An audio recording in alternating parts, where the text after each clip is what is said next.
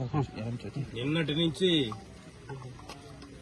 ఈ కృష్ణాపురంలో రామకృష్ణ హత్య జరిగిందని తెలిసినప్పటి నుంచి తెలుగుదేశం పార్టీ రాష్ట్ర జాతీయ అధ్యక్షులు ముఖ్యమంత్రి చంద్రబాబు నాయుడు అయితేనేమి, జిల్లా యంత్రాంగము, ఎమ్మెల్యేలు అయితేనేమి అందరూ కూడా చెలించిపోయి ఇంత దారుణాన్ని ఒడిగట్టిన దోషులను వెంటనే శిక్షించాలా, న్యాయస్థానాలు వాళ్ళకు బెయిల్ ఇవ్వకూడదు, వాళ్ళని అట్లే జైలుకి ఎక్కించి ఉరికంబాలకు తీయాలని చెప్పి వాళ్ళ కుటుంబాలు రోధిస్తుంటే మేము మాటల్లో చెప్పలేక ఓదార్చలేకపోతున్నాం.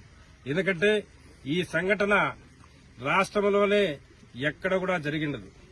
ఎందుకంటే ఒక దాడి కాదు, 2 దాడులు కాదు, 3 కాదు, తల్లి మీద, బిడ్డ మీద, కోడల మీద, కళాకు తండ్రి మీదనే హతమార్చిన వ్యక్తి ఇంత దుర్మార్గుడు ఈ రాష్ట్రంలో గాని ఈ దేశంలో కూడా ఉండేదానికి వీలు లేదు. ఎందుకంటే ప్రతిదీ కూడా ప్రతి క్షణము తెలుగుదేశం పార్టీకి రామకృష్ణ ముందున్నాడు, ఈ గ్రామంలో పార్టీని నడిపిస్తా ఉన్నాడు. ఆయన అంతమ చేస్తేనే ఇక్కడ తెలుగుదేశం పార్టీకి వేరే లాభం లేదు, లాభం చేకూరదని చెప్పి అదే పనిగా పసిగట్టుకుని ఆ దుర్మార్గుడు ఈ కార్యక్రమాన్ని ఒడిగట్టినాడని చెప్పి దీనికి పూర్తిగా దీని వెనకుండా హస్తము చాలా మంది ఉన్నాయి.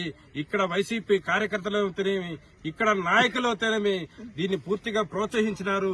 ప్రోత్సహించిన తర్వాతనే ఈ కార్యక్రమానికి అతను ఒడిగట్టాడని చెప్పి బాగా నిర్ధారణ అవుతా ఉంది. ఈ సంఘటనపై ఇప్పుడే రాష్ట్ర అధ్యక్షులు పల్లా శ్రీనివాస గారు కూడా మాట్లాడినారు. వాళ్ళ కుటుంబ సభ్యులతో ముఖ్యమంత్రి గారు కూడా మాట్లాడబోతున్నారు. ఇప్పుడే వీళ్ళకు పూర్తిగా భరోసా ఇచ్చి వాళ్ళు ఎట్టి పరిస్థితుల్లో తిరగనీయకుండా వాళ్ళు ఎక్కడ చూసినా అదే పోలీస్ ఎస్పీ గారితో కూడా మాట్లాడినాము. ఎక్కడికక్కడనే వాళ్ళు అరికట్టి వాళ్ళ న్యాయస్థానంలో దోషులుగా చేసి వాళ్లకు ఉరిశిక్ష